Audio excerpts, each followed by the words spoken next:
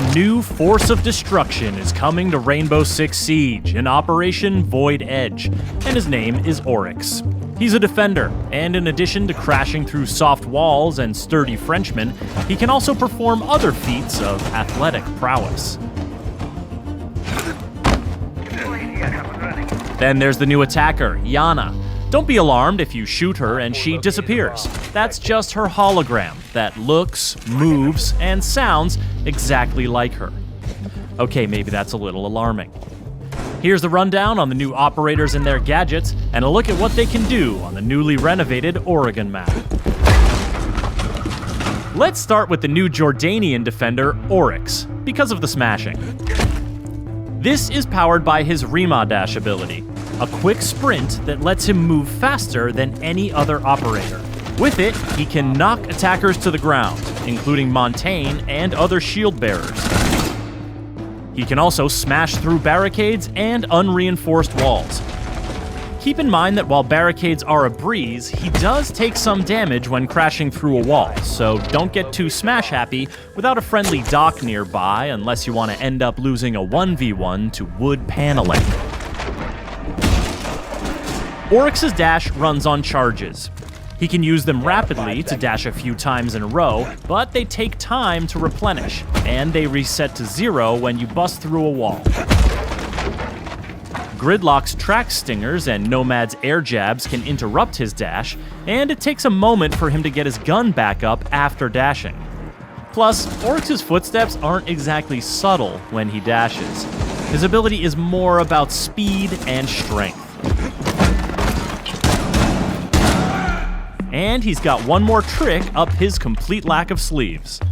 Oryx can jump up and grab open hatches, then either peek at his surroundings and drop down, or pull himself up through the hatch to the floor above.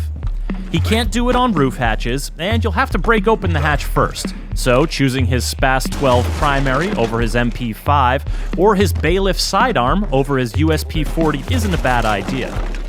But his climbing ability is independent of his Rima dash charges, so you can use these two skills in tandem. This makes Oryx a dangerous new defender who will have attackers looking over their shoulders and wondering where he'll show up next. Operation Void Edge is also bringing the attackers their own deceptive new threat, even though it's something that can't hurt the defenders at all.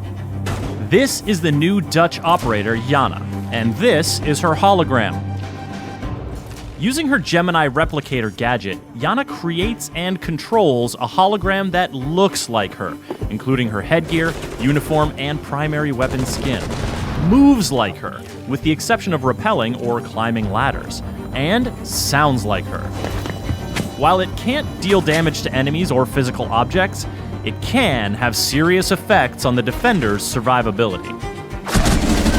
In addition to scouting traps, but not triggering them, Yana can make defenders think she is breathing down their necks, and bait them into throwing their C4, or dupe Smoke or Goyo into triggering their gadgets prematurely.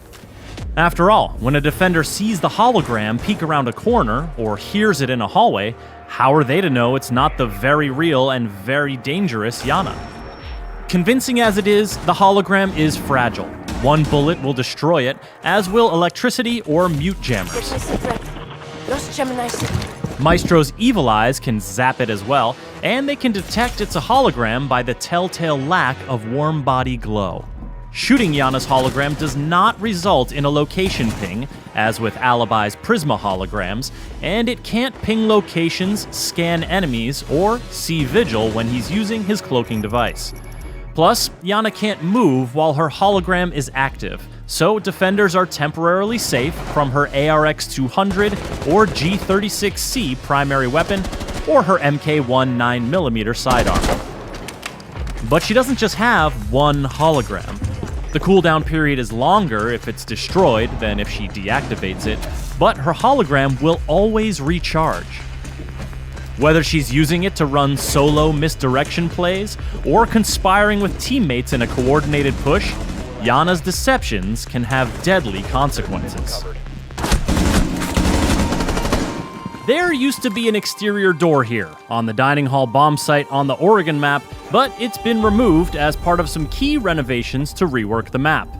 The nearby small office tower has been expanded on both levels, giving defenders more room to work with when keeping attackers at bay. The basement area has also grown, with the dorm stairs now extending down one level and connecting through a new freezer section to the old basement. Operators looking to traverse the attic connector above the meeting hall will have more options, including a redesigned floor plan near the master bedroom and a new exterior second floor window, but the ladder to the first floor has been removed. You'll also find a new hallway connecting the big tower directly to the kitchen, allowing you to bypass the meeting room entirely. Operation Void Edge is also bringing some impactful gameplay updates that you'll want to know about. Changes to barricade damage will make breaking boards more consistent and less obstructive. Attacker drones will now spawn on the same side of the building as the attacker's first spawn location choice, and the player hub will be revamped for improved navigation.